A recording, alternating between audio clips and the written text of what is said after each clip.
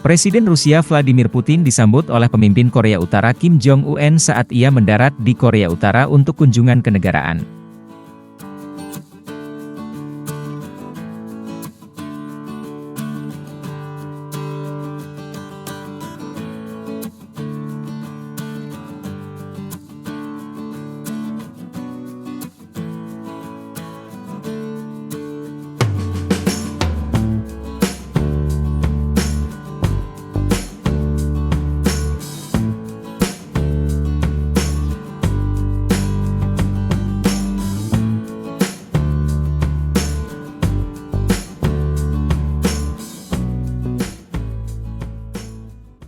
Download Tribun X sekarang, menghadirkan lokal menjadi Indonesia.